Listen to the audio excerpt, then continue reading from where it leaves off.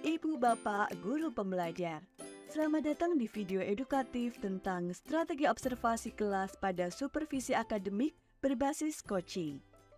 Dalam video ini, kita akan menjelajahi apa saja strategi yang bisa kita terapkan dalam observasi kelas sebagai bagian dari supervisi akademik berbasis coaching, agar supervisi akademik menjadi berdampak bagi guru dan siswa, serta meningkatkan kualitas pembelajaran.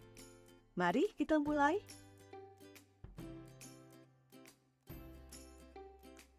Prinsip yang pertama adalah netral. Ini adalah prinsip yang sangat penting dalam supervisi akademik berbasis coaching. Ketika supervisor mengumpulkan data secara netral dan objektif, maka supervisor akan terbebas dari asumsi, penilaian, ataupun asosiasi dengan pengalaman pribadinya. Alih-alih memberikan asumsi subjektif tentang apa yang seharusnya terjadi di dalam kelas, supervisor perlu berfokus pada apa yang benar-benar terjadi dan mencatat data secara objektif. Dengan demikian, guru dapat merasa lebih terbuka dan lebih aman untuk berbagi pengalaman mereka dalam mengajar. Pernahkah ibu bapak disupervisi akademik dan diberi umpan balik dengan data yang berdasarkan asumsi supervisor? Bagaimana perasaan ibu dan bapak? Tidak nyaman, bukan? Strategi pengumpulan data ini bukan hanya untuk supervisornya, tapi juga untuk guru yang diobservasi. Supervisor juga akan mendorong guru untuk melakukan identifikasi, observasi, dan pengumpulan data mereka sendiri. Nantinya hasil dari proses ini akan digunakan sebagai data dalam percakapan pasca observasi, sehingga guru akan semakin berdaya dan mandiri dalam pengembangan dirinya. Bapak Ibu pembelajar, berikut adalah beberapa contoh pertanyaan yang dapat digunakan untuk mengumpulkan data selama observasi di dalam kelas.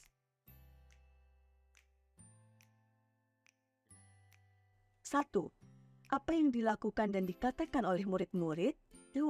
Apa yang dilakukan dan dikatakan oleh guru? 3.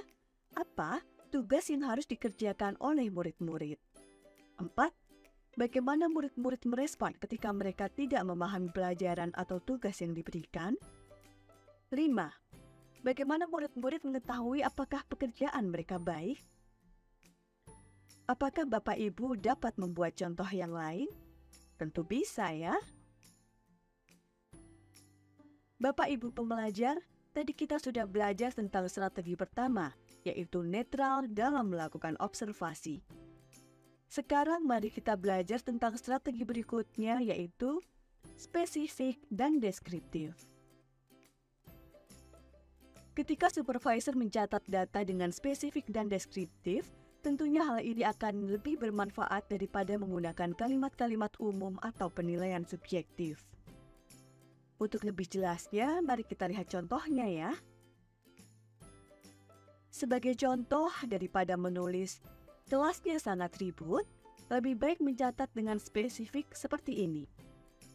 Dari 20 murid di dalam kelas, sekitar 10 anak mengobrol sendiri dengan teman sebangkunya ketika guru menjelaskan selama 10 menit di awal dan 10 menit di akhir.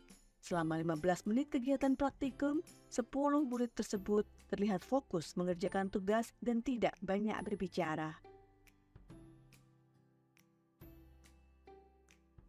Pada akhirnya dari video ini kita belajar bahwa dalam supervisi akademik berbasis coaching, pengumpulan data yang netral, spesifik, dan deskriptif menjadi kunci penting keberhasilan proses ini.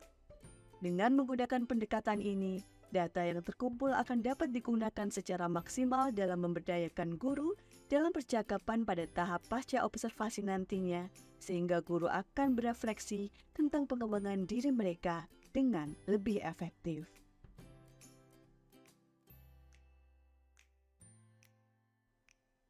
Bapak Ibu pembelajar, terima kasih telah menonton video tentang pentingnya netralitas dalam supervisi akademik berbasis coaching. Kami harap Ibu Bapak telah mendapatkan informasi yang bermanfaat.